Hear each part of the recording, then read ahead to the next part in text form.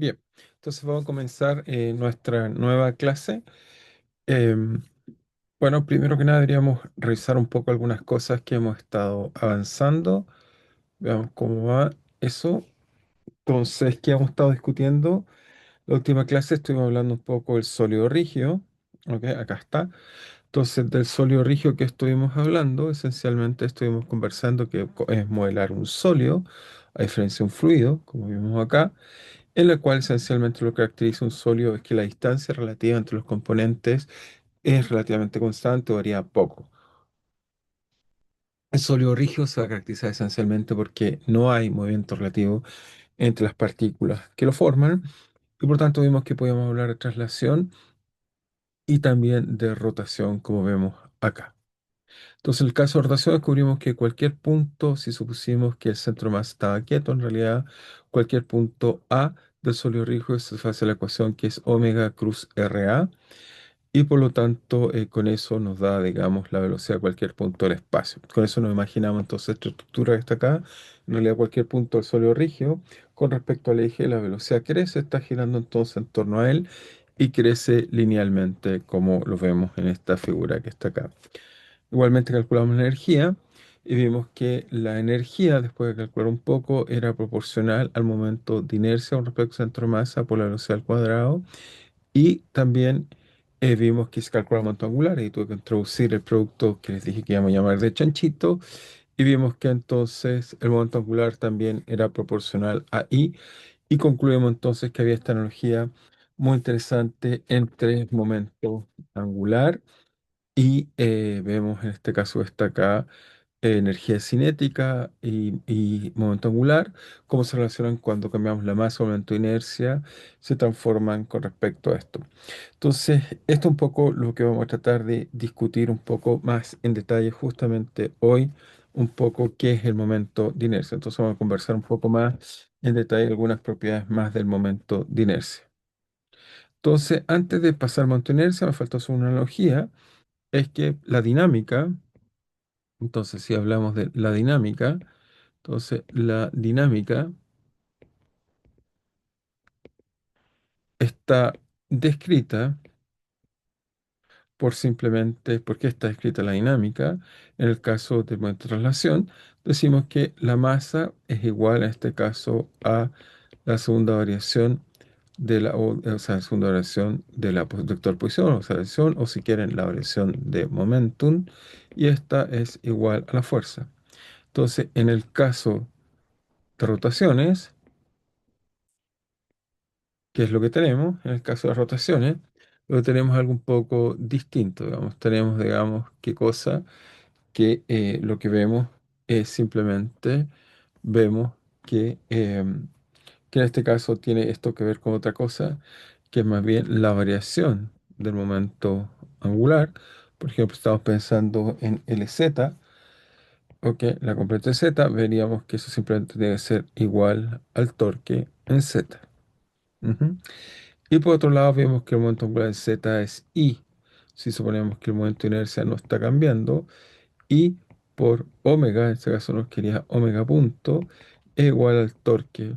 Entonces, en este caso sería en Z, esto sería el centro de masa y con respecto a Z, y por lo tanto recuperamos también una ecuación similar a la dinámica, donde lo único que cambiamos es esencialmente colocaríamos acá para que sea igual a lo que tenemos acá, sería la masa por la velocidad. Entonces, como vemos, hay una fuerte analogía entre rotación y, en este caso, si hablamos de rotación.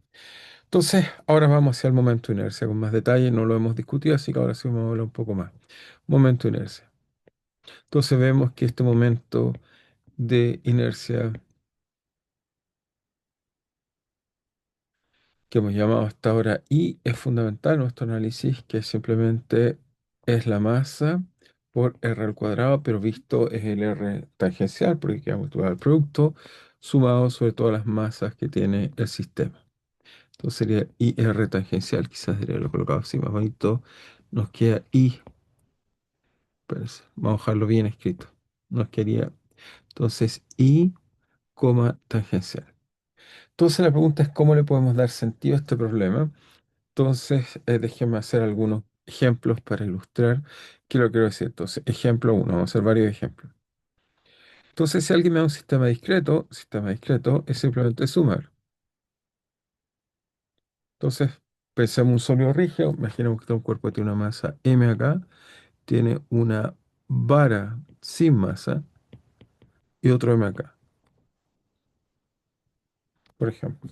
Dejamos un m distinto uno al otro, un m1 y un m2. En este caso, si por ejemplo quisiéramos conocer el momento inercia con respecto al centro de masa, lo colocamos acá, y supongamos que eso es L1 y esto es L2 y esto por supuesto es la masa 2. Entonces, claro, en este caso simplemente diríamos que el momento de inercia, que nos daría cuenta cómo este objeto gira, pues está girando así, nos diría simplemente que el momento de inercia sería simplemente la masa 1 por L1 al cuadrado más la masa 2 por L2 al cuadrado. Así que en general ese puente, como vemos acá, sería sumar, pero muchos problemas tenemos más bien el problema que los sistemas son continuos y no discretos. Entonces, en muchos problemas, en muchos problemas, problemas, en muchos problemas, ok, los objetos se escriben continuamente y no discretos. Los objetos se describen de una manera continua y no discreta. Entonces, para ilustrar eso, pensemos en, por ejemplo, ¿qué pasa si en vez de tomar el sistema anterior, tomar un ejemplo 2 este es el ejemplo uno y pensáramos que ahora tenemos, por ejemplo, una barra continua, como un pedazo de tiza que podemos cortar? Entonces, claro, en este caso acá, uno diría, bueno, ¿cómo describimos esto? Entonces, la forma de escribir esto, uno pensaría, bueno, es que si yo tomo un pedacito infinitesimal acá pequeño, este pedacito voy a contar pedacitos de masa al interior, sus átomos, si quieren verlo. Voy a tratar de amplificar esto, que es lo que estamos diciendo acá. Entonces la pregunta obviamente que queremos calcular aquí es, ¿qué quiero es el I? Pero para calcular momento de inercia, en este caso acá, si amplificamos, voy a amplificar acá, entonces tendríamos esto, una amplificación, solo es para poder tratar de entender qué es lo que está pasando. Entonces tendríamos aquí estarían los elementos de la masa que forman el material. Entonces, ¿cómo uno resuelve este problema que está acá o cómo trata de resolverlo? Entonces, la noción para resolver este problema es que uno va a introducir un concepto nuevo que llamamos la densidad de masa. Entonces, para entender la masa de un pequeño elemento, estamos pensando en algo infinitesimal, muy pequeño. Entonces, para entender la masa de un pequeño elemento infinitesimal, entonces estamos diciendo que acá sería que la masa esta en cuestión aquí vale delta m, que vamos a ver cuánto vale delta m acá. Entonces, para resolver esto, uno lo que introduce o el concepto relevante que vamos a introducir es el concepto que llamamos simplemente densidad de masa.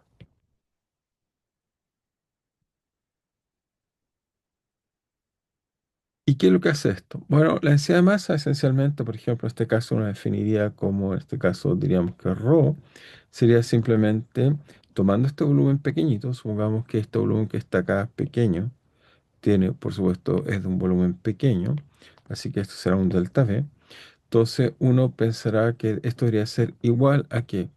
A las masas que hay en el interior, a la suma de las masas que hay en el interior, entonces esto de uno a n asterisco, masas al interior, masas o masas o elementos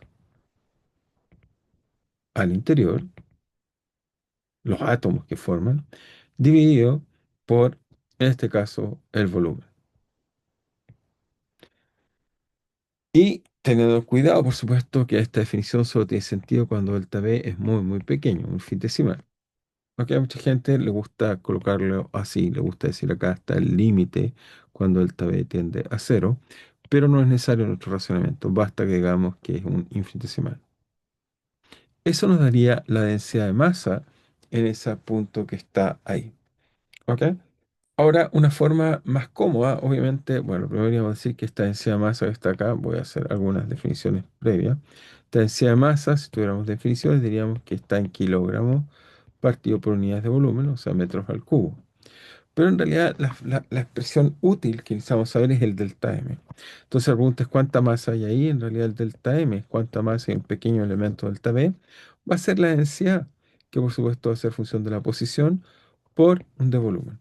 Y esta es en realidad la forma práctica que vamos a usar, que es exactamente la misma expresión que está acá, solo que multiplicamos por el delta V del otro lado y encontramos que el elemento de masa en cuestión que queremos estudiar se transforma en de volumen por un elemento, perdón, de densidad por un elemento de volumen.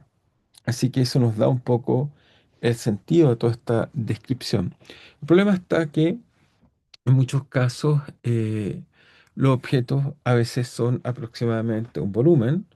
Por ejemplo, si pensamos, no sé, en una barra, eso claramente es un volumen. Pero si pensamos en una hoja, eso sería una superficie. Y si pensamos en un hilo, eso es algo que simplemente una longitud. ¿Ok? Superficie, una cosa larga, una cuerda, etcétera, nos daría una longitud. Entonces, como ven, en estos casos, claro, la dimensión para escribir bien este problema debiera cambiar. Entonces, por ejemplo, en el caso de objetos lineales, entonces, obviamente la física siempre objetos en volumen, pero en nuestra descripción una dimensión es mucho más grande que las otras. Entonces, lo que estamos diciendo es que los objetos, los objetos pueden tener algunas algunas dimensiones más grandes que las otras. Y luego son descritos como objetos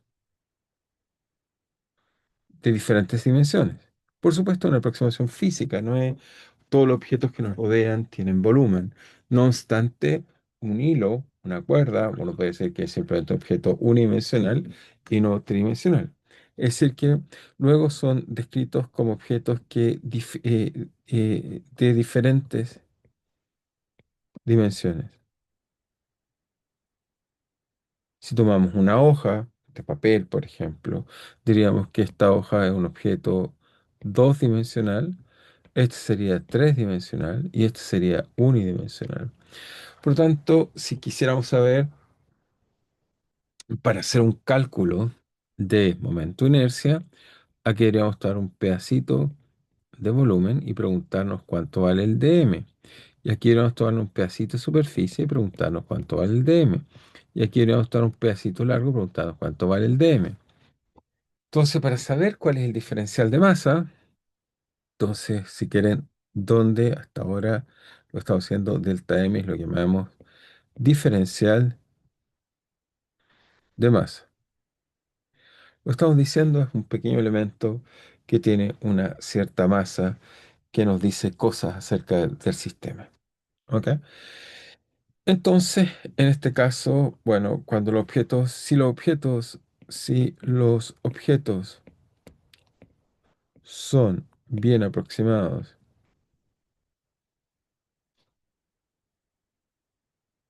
por ejemplo, objetos lineales,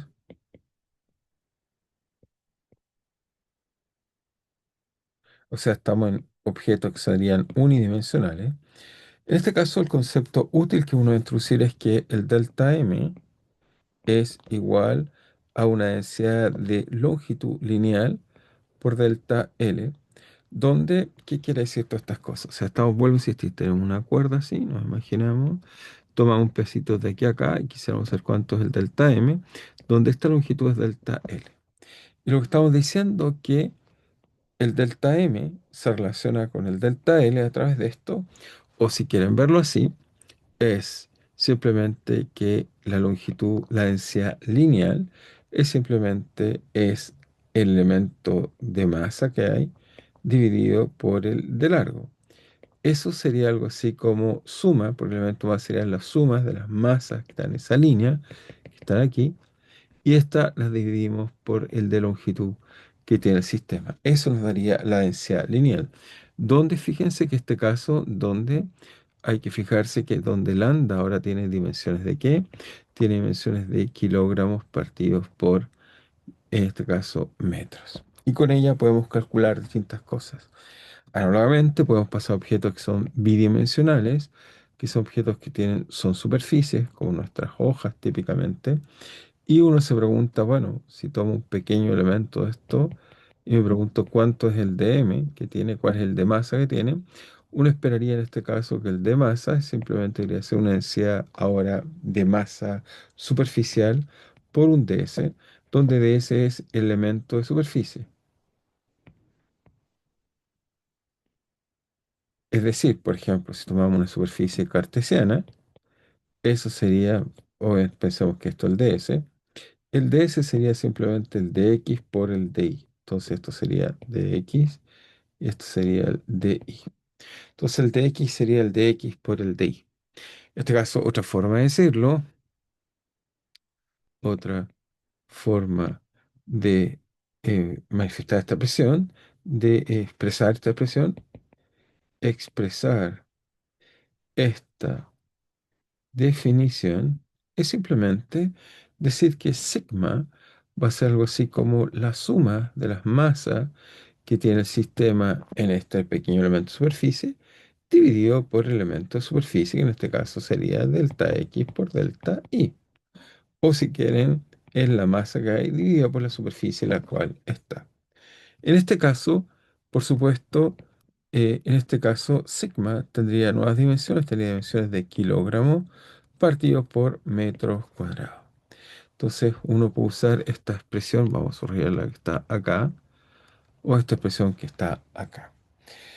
Ahora, como dije, tenemos dimensión lineal, superficial y también volumétrica, como vimos acá. Entonces, con estas uno puede en general hacer muchos problemas y tratar de entender. Entonces, quizás lo mejor sea hacer algunos ejemplos y con ello, ahora que tenemos densidad, entonces la densidad, por supuesto, va a depender de la dimensión del objeto. Entonces, que la observación general sería que la densidad depende de la dimensión del objeto. Muy bien. Entonces, depende de la dimensión del objeto y tenemos densidades volumétricas, que vamos a usar sigma, densidad superficial y densidades lineales. Entonces, estas son en 3D, esta en 2D y esta en 1D. ¿Ok? También podemos hacer densidades de objetos puntuales, pero para eso introducir unos elementos matemáticos muy novedosos que se llaman las distribuciones, en que prefiero que se lo guarden cuando ya estudien sus problemas de, por ejemplo, de electromagnetismo y estudien las propiedades de cargas. Muy bien. Entonces, quizás hagamos algunos ejemplos para fijar bien nuestra idea. Entonces, hagamos un tercer ejemplo. Ya llevamos dos, ya llevamos uno. Ah, era el de la barra. Teníamos uno acá, pero partamos con una cosa más simple. Entonces, sí, ahora sí hagamos un ejemplo 2. Ejemplo 2 simplemente es dada una vara o barra uniforme, barra uniforme de largo L, encuentre su momento de inercia con respecto al extremo y al centro de masa.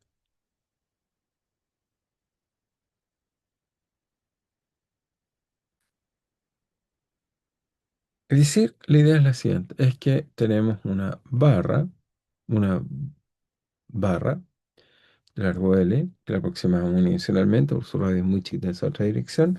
Nos damos un punto, si quieren, A, y como es uniforme, acá está el centro de masa, está en la mitad, y nos damos el centro de masa, y calculamos I en A, y queremos también calcular I en el centro de masa. Y veamos cómo son las expresiones en este caso. Bueno, partamos con en A. Entonces, el momento de inercia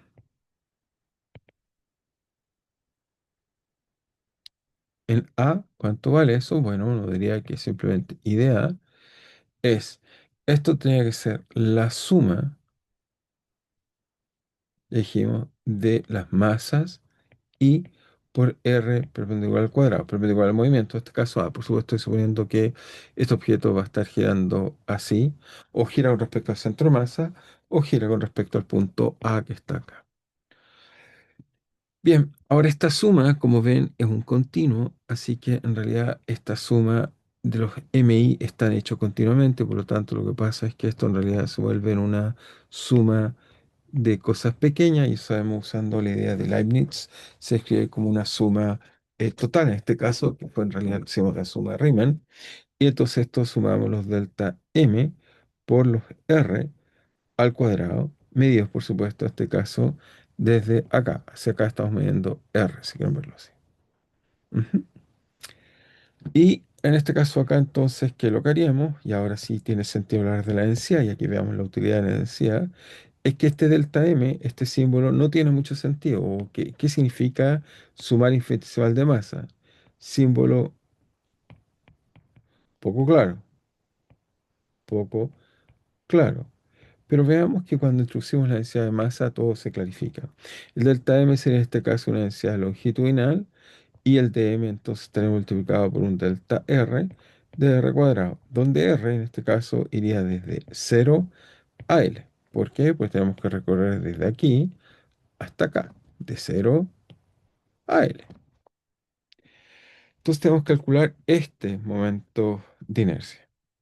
Entonces calculemos. Entonces nos queda IA vale, lambda es constante, sale hacia afuera, me queda R cuadrado de R igual 0 a L.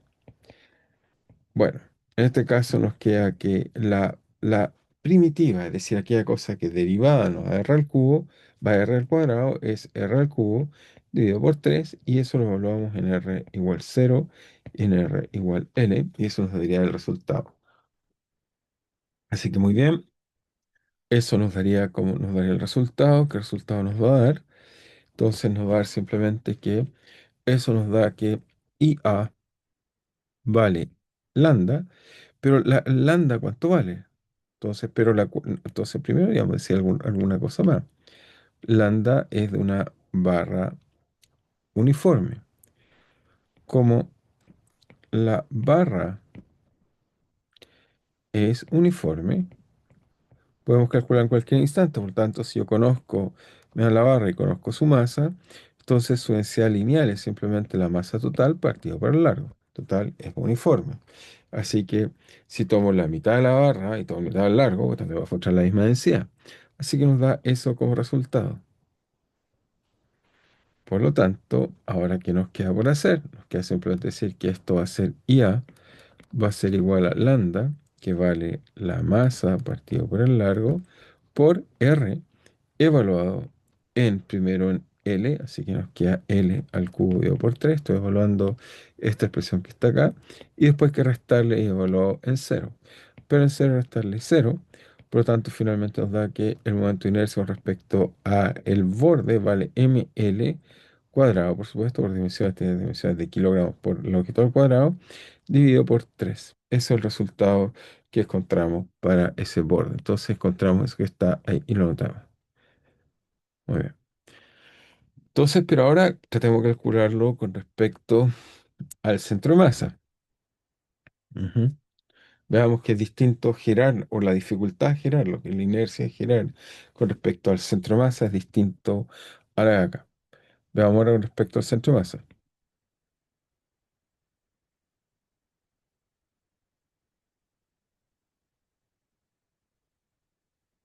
Como es uniforme y se imaginan bien, entonces al ser uniforme, bueno, el centro de masa está en la mitad, está en el medio, ¿sí? O si quieren verlo hacia acá, la distancia desde acá es menos L medios, o sea, es L medio, L medio. Eso digo menos porque me estoy tratando de calcular un sistema, si me pararía en el sistema de centro masa, nos quedaría así.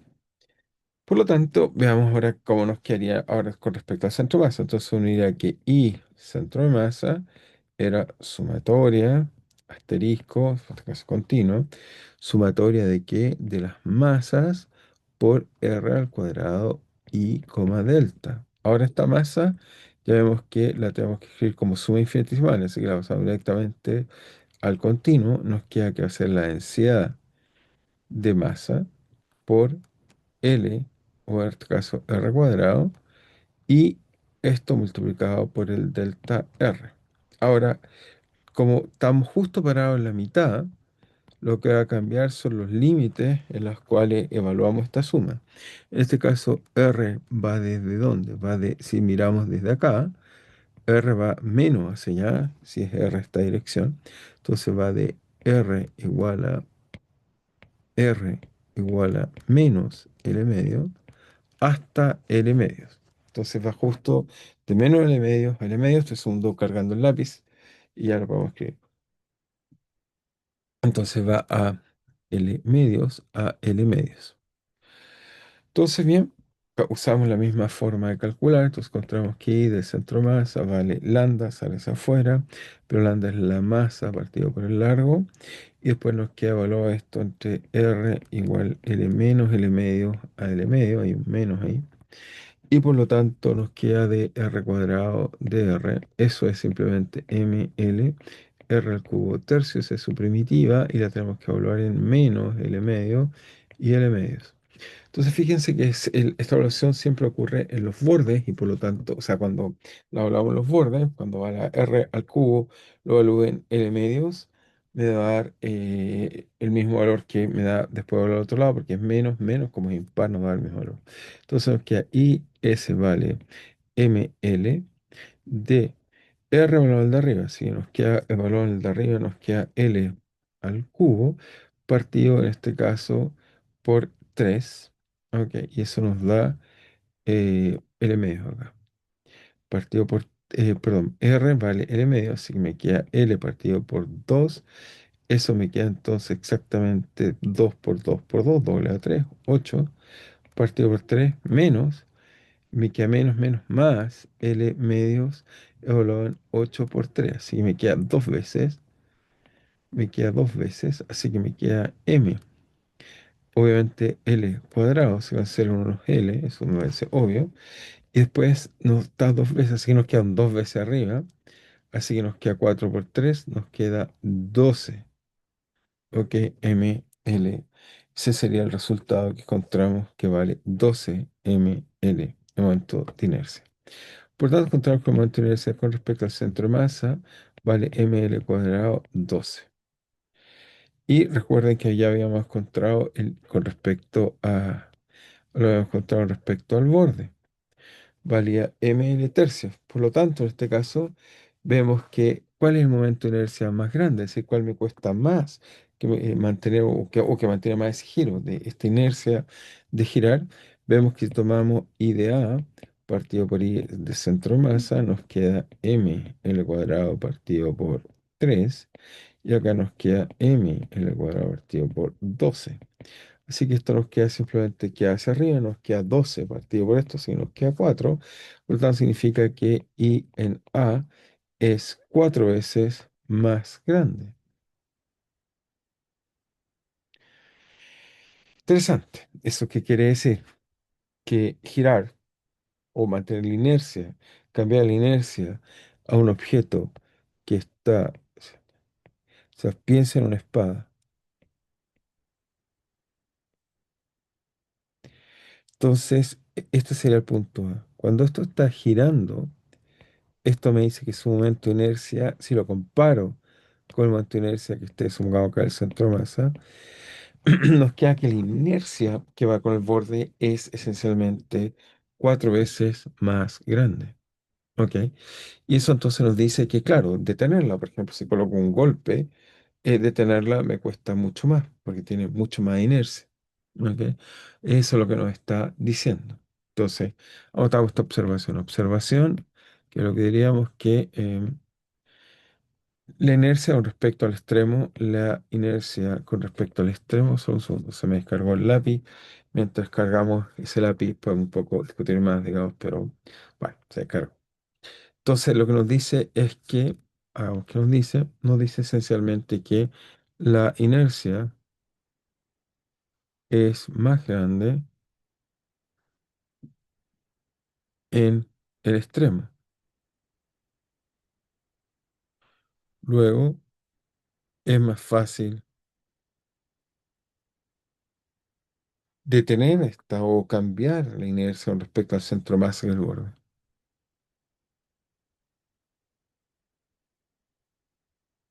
Cambiar la rotación en el centro de masa. Tan simple como eso. Muy bien. Ok, sigamos adelante con esta bonita idea, digamos que así. Entonces, ahora la pregunta es, bueno, ¿qué pasa ahora con un objeto un poco más complejo? Hicimos ya un ejemplo 2, ahora hagamos un ejemplo 3 un poco más simpático. Entonces, ejemplo 3. Entonces, momento de inercia de una placa uniforme. Entonces, como ven, se va haciendo cada vez más y más complejo. Es un poco la idea, pero fijar un poco qué es lo que necesito hacer. Entonces, si me dan una placa uniforme de lado A y B, decir que es un rectángulo en realidad. Así, de lado, supongamos que esto es B y esto es A. Entonces, obviamente, el centro de masa, en este caso si es uniforme, va a estar aquí justo en la mitad de ambos lugares, en A medios y B medios, ahí estaría el centro de masa. Y, ¿qué más necesitamos saber? Es uniforme, así que con esto podemos inmediatamente saber que la densidad superficial vale simplemente la masa del objeto dividida por el área del objeto, que en este caso es A por B. Así que nos daría eso como densidad. ¿Ok? Lo primero que sabemos que eso sería la densidad, es el área. Entonces ahora calculemos el I del centro de masa. En este caso sería, bueno, ya pasemos el tiro, escribamos, sería I de qué. Entonces esta suma, fíjense, está dos veces. ¿Por qué? Porque en este caso tenemos que sumar tanto el eje horizontal como el eje vertical. Y debiéramos sumar qué cosa, el dm por r cuadrado. Eso siempre es lo que tenemos, si quieren viene de la suma. Ujú. Esto era la suma que antes escribíamos de mi por ri, coma, delta al cuadrado. Muy bien, tenemos esa expresión T. Entonces, ¿cómo avanzamos con ella ahora? Es simplemente calcular un poco más, tratemos de calcular. Entonces, ¿qué hacer esto? Entonces, esto lo reemplazamos por, en este caso, como vemos, el dm lo reemplazamos por un d superficie por, bueno, tenemos el R, por supuesto, y tenemos también que colocarle los límites a este elemento de superficie, es decir, que dm es R al cuadrado por el de superficie, y en este caso el de superficie lo escribimos en coordenadas o en representación cartesiana, es simplemente tomar un X que va desde, bueno, supongamos que este sistema acá está, X, E. Entonces X en este caso iría de menos B medios, dijimos que B si la distancia total, B, entonces ahí sí. Entonces esta superficie está acá. Que lo que tenemos que X va de menos B medio a B medio. Después tenemos que Y va desde A menos A medio a medio. Por supuesto, X es un vector cualquiera que acá representa un punto arbitrario acá. Este punto, por supuesto, tiene coordenadas. Si nos movemos simplemente, colocamos donde R tangencial, estamos pensando que esta placa está girando respecto al eje ortogonal, vale simplemente x más al cuadrado más y cuadrado. Así nos queda que y del centro masa vale X va de menos B medio a B medio. Esto va a medio de I que va desde menos a medio. ¿De qué? De sigma, pero sigma vale la masa. Sigma vale la masa partido por A y B. Entonces nos queda la masa partido por A y B por Rx ortogonal, que es siempre al cuadrado más I cuadrado. Y esto en un dx de I. Entonces, ¿cómo hacer esto que está ahí? ¿Cómo darle sentido a esta doble suma que está ahí? Bueno, entonces tenemos que darle sentido a esta doble suma de alguna u otra forma. Entonces, ¿cómo hacemos esta bonita doble suma, digamos, que está ahí? La podemos escribir primero que nada separando en X en Y. Entonces nos queda que Y de centro de masa vale. Voy a simplemente colocar este símbolo dos veces la integral, pero eso es con respecto a los símbolos correspondientes. Entonces, esto nos queda dos veces integral de qué. Primero, vamos a sacar algunas cosas hacia afuera, factores comunes que estamos usando. Ok, déjeme sacarlos acá. Ok, ahí sí. Entonces tenemos m a b es constante, eso no depende de esta suma. Y esta suma entonces tenemos de x igual a menos b medio. Y tenemos la suma de y igual a menos a medio. De primero escribimos x cuadrado y después hacemos la suma también de m partido por ab de la suma de x partiendo de menos b medios a b medios y tenemos la suma de i que va de menos a medios de cuadrado. Y esto, por supuesto, tenemos que colocar que estamos sumando en qué cosas. Entonces tenemos que explicitar bien ese símbolo que está ahí. Entonces esto es x cuadrado de x de y. Y acá tenemos de y cuadrado de x de y. Entonces tenemos estas dos expresiones que están ahí, digamos, que debemos calcular con cuidado. De x de y. Muy bien. Entonces, ¿qué nos da esto? Entonces tratamos de calcular esto. Entonces, el primer término, entonces, I de centro de masa, ¿qué nos da? Vale, M a B D.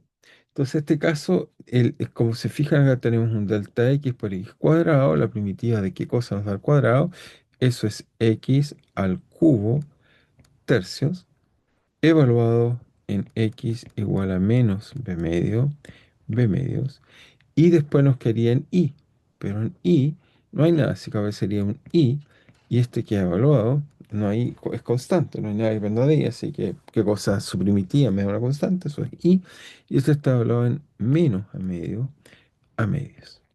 aunque sería el primer término, más, lo voy a escribir acá abajo, m a b, de, en este caso tenemos i al cuadrado, por lo tanto tenemos i al cuadrado, se nos dará que es i al cubo, tercios, nos da la primitiva al cuadrado, evaluado en i igual a menos a medios, por, en este caso, el símbolo que está acá, hay un dx, pero como no hay dx, así que esa suma nos queda simplemente algo que nos dé constante, nos queda simplemente x evaluado en este caso menos b medios y b medios.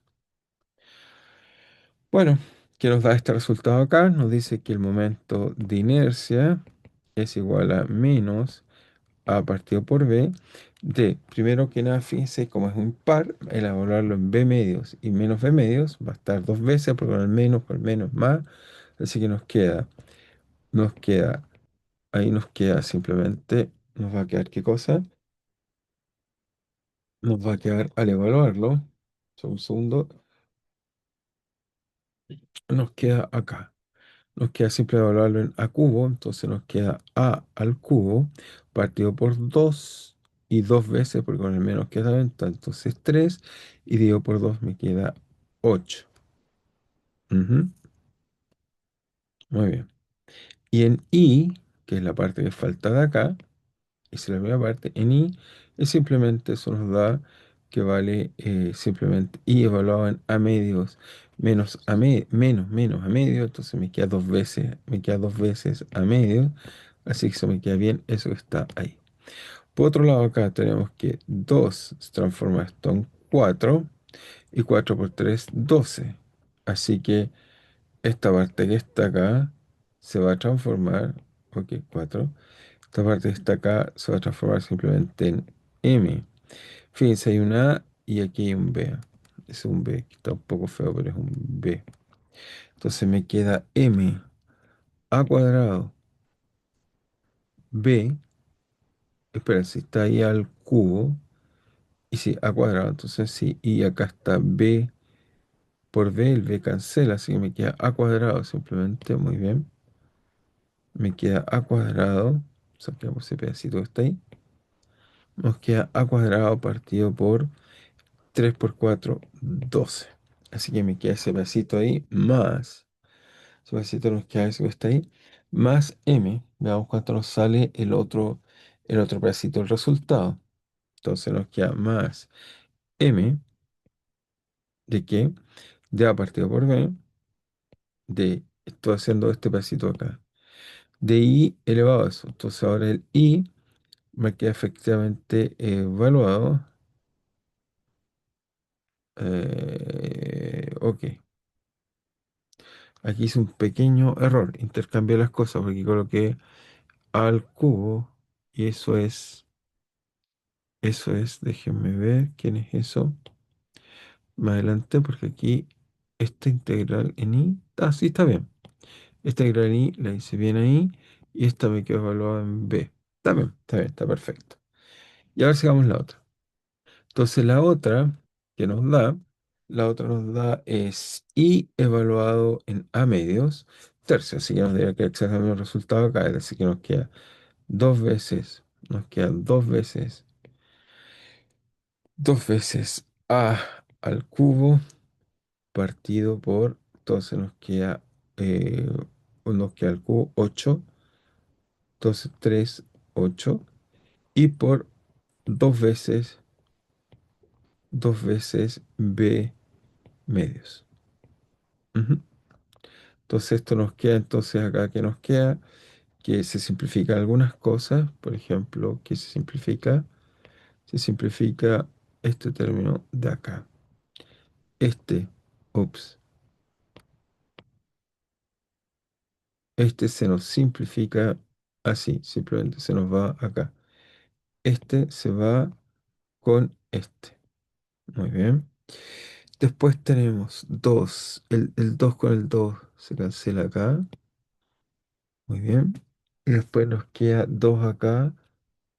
Con el 4, el 8 queda 4 y 4 por 3 12. Así que nos queda que el i, en este caso i, nos queda que el i del centro de masa es igual simplemente a que a m a cuadrado partido por 12 más m por, de nuevo nos dio a, nos dio b, ¿no? B. Ah, aquí me equivoqué, po. Aquí está el error. Fíjense, acá me queda, ok, acá está bien un error. Este aquí está hablado en B y no sé por qué puse A. Y acá puse A y no B. Entonces aquí es B. Lo voy a volver a escribir bien. Déjenme un segundo, hay un pequeño error de tipeo ahí que es importante. Acá nos queda entonces B. Hay un B ahí. Y este de acá es A. Ahí sí. Entonces acá nos queda B al cubo, B al cuadrado. Y acá nos queda bien A al cuadrado. Entonces nos queda el primero B al cuadrado más M doceavo, en este caso de A al cubo, al cuadrado. Por lo tanto, da esta fórmula bonita que nos dice que esto va como m partido por 12 de a cuadrado más b cuadrado. ¿Ok? Esto nos da el momento de inercia entonces de la barra. Y así uno lo puede ir calculando para cualquier punto y cualquier lugar. Uno quiere ciertas cosas, por supuesto, con algún grado de cuidado, pero se pueden calcular, digamos, en distintos puntos, digamos. Es importante a calcular. ¿Ok? Entonces, notar bien, hagamos alguna observación. Entonces, si es un cuadrado, entonces nos quería a cuadrado igual a b cuadrado, o si quieren a igual b. nos dice que I centro de masa sería simplemente M partido en este caso, los dos son iguales, que sale un 2. Con el 2 se me queda 6 por A cuadrado. Ese sería entonces un resultado, digamos, posible encontrar cuando se fuera un rectángulo. Eso nos diría, por insistir, que estamos tomando un objeto que lo hacemos cuadrado, es decir, lado A y lado A, y lo hacemos girar con respecto al centro de masa. Lo que descubriríamos es que entonces, en este caso, veríamos que el momento de inercia vale m doceavo. Entonces, como ven, el momento de inercia es un concepto importante, lo podemos calcular de muchas formas, o sea, usando este tipo de noción de densidad podemos calcularlo, así que vale mucho la pena que lo podamos calcular de esa forma. Así que muy bien. Ok, entonces ahora que quería hablar, tenemos eso, entonces muy bien. Ahora lo que quisiera hablar un poco es con respecto a algo que ya usamos un poco, digamos, que tiene que ver cómo se comporta un poco el centro de masa, digamos. Ya vimos que tenemos esta expresión que les había enseñado, que el momento de inercia, o sea, el momento angular, perdón, el momento angular vale siempre es la masa o si quieren, es el momento de inercia angular que lleva el centro de masa, es decir, R centro de masa, cruz la masa o velocidad centro de masa, más vimos que era el momento de inercia interno, que eso era simplemente ρi, cruz, mi, ρi punto. ¿Ok? Eso ya lo habíamos mostrado para no olvidar. Entonces, este resultado deriva, este resultado, esto deriva de usar simplemente el hecho que la velocidad de cualquier punto en el sistema A vale la velocidad del centro de masa más, en este caso, ρ de posición, en este caso, del sistema. En realidad, usamos esta expresión para calcular muchas cosas, digamos. Entonces, veamos cómo nos sirve esto para decir algunas cosas interesantes también de la energía, que nos falta un poco entender bien. O sea, hasta ahora la parte de energía es la siguiente. Tenemos un objeto que está así. Supongamos que instantáneamente este objeto está girando con respecto a este eje que acaba de ser ahí. Entonces, veamos este eje que está ahí. Supongamos que su centro de masa está por aquí. Ahí está el centro de masa. Pero el sistema está girando con respecto a una velocidad omega que está ahí. Entonces, insisto que es lo que quiero decir y espero que eso sea el mensaje. Esto es un sistema S, vemos está el centro de masa, eso lo podemos hacer siempre, y pero por otro lado el objeto está girando con respecto, en este caso gira con respecto a este eje WI, que no tiene por qué esta vez pasar por el centro de masa.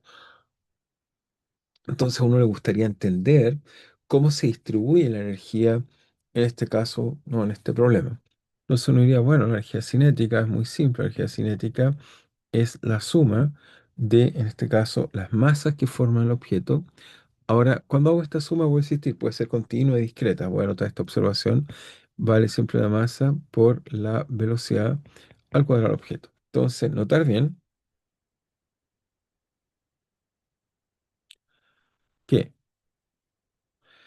esta suma es un poco especial, o sea, es una suma que si el sistema es discreto, es discreta. Si el sistema es continuo, pasa a ser uno de estos símbolos que hemos ido colocando ahí con cuidado. ¿Ok? Entonces pasa a ser uno de estos objetos que tiene, si quieren verlo, estas sumas continuas. Muy bien. Pero entonces, pero en abstracto podemos ir pensando que la cinética es así. Y lo único que usar es que la velocidad de un punto cualquiera se puede escribir como la velocidad del centro de masa más la distancia del centro de masa al punto en cuestión. Por lo tanto, nos queda que la energía cinética en general se va a escribir como I igual 1 a n de mi de la velocidad del centro de masa por ρi, ok, al cuadrado. Eso que está ahí simplemente es sustituir una velocidad vi cualquiera, pero esta vez la miro desde el sistema centro de masa. Y bueno, entonces como tengo esta energía al cuadrado, que está ahí, la desarrollamos, nos queda que la energía cinética vale simplemente la suma de las masas por el primer término al cuadrado, por supuesto, más dos veces el primero por el segundo, si nos queda RI, más el último al cuadrado. Muy bien.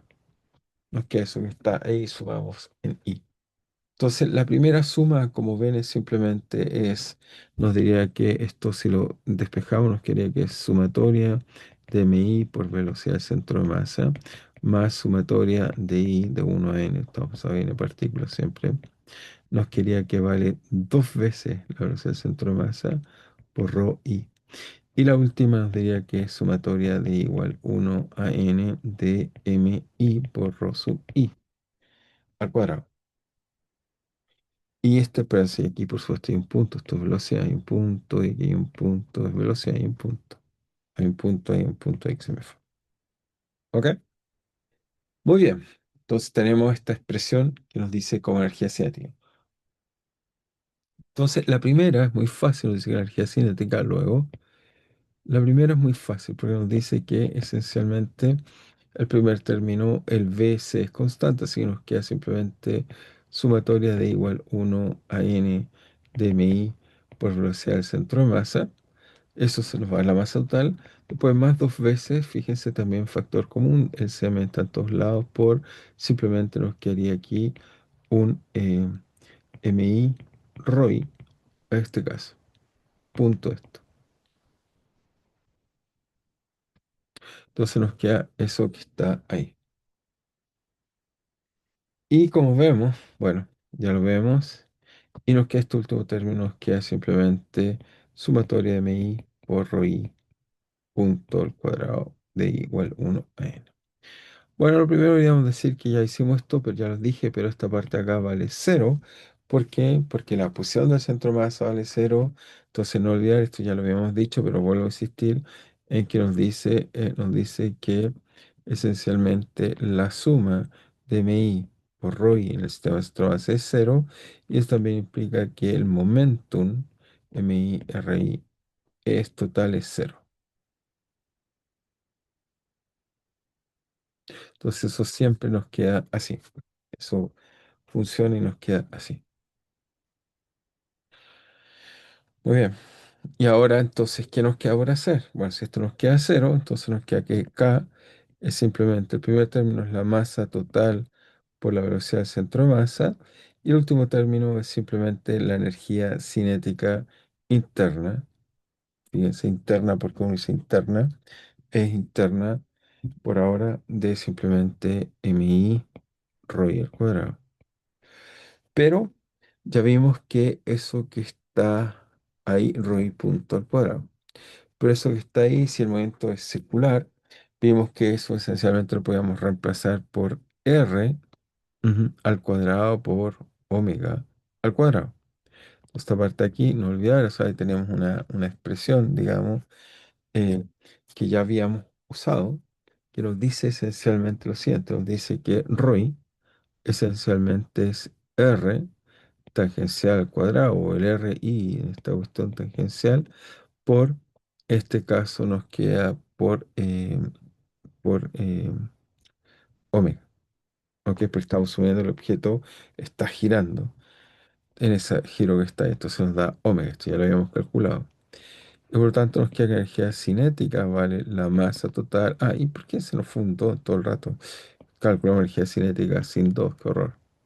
Entonces tenemos un 2 ahí, un M2 acá, 2 ahí, qué raro, se nos fue este símbolo, un 2 tan importante por ahí. Ujú. Muy bien, entonces esto sí hay un 2 acá. Por lo tanto nos queda que es m medios de la velocidad del centro de masa al cuadrado, más esto está acá que es m por i por omega al cuadrado, así que eso es directamente la inercia por omega al cuadrado. Y esto tiene interpretación muy interesante, esto, la inercia por omega al cuadrado. ¿Qué quiere decir esta cosa tan interesante ahí? Bueno, dice mucho. Nos dice esencialmente, y esperen si nos faltó el 2. Ahí está el 2. Esto nos dice, bueno, vuelvo a insistir que si alguien no lo está viendo claro, lo que quiero decir es que La primera parte es, claro, la energía cinética, la segunda parte viene que el MRI, cuando está en un momento, está girando esto, con la única diferencia que nos alejamos, crece la velocidad linealmente con R y va por omega, usamos ese hecho, y con eso nos da, reconstruimos de ahí, de esta expresión que está acá, reconstruimos el momento de inercia con respecto al eje Z de que está girando el sistema, y nos queda esto que está acá, donde esto que está acá es muy interesante, porque esto nos da la energía de traslación. Y esta acá nos da cuenta de la energía de rotación. Es decir, que cuando tomamos un objeto cualquiera y vemos que este objeto cualquiera se traslada, esa parte acá la da el centro de masa, ¿ok? Con la inercia respectiva. O sea, fíjense que nos queda exactamente energía cinética, va como la velocidad al cuadrado por la inercia medios. Y aquí también nos dice que la energía de rotación va como I medios. Entonces, en este caso, el objeto estamos diciendo que está girando con una velocidad omega. ¿Ok? Entonces con eso realmente describimos bien el objeto que queramos estudiar, digamos. Nos da correctamente la descripción del objeto que uno quiere estudiar. Así que anotamos esta última observación importante. Entonces, ¿cuál es la observación importante? La energía solo da cuenta de la traslación por medio del centro de masa y la rotación usando la velocidad angular del sólido.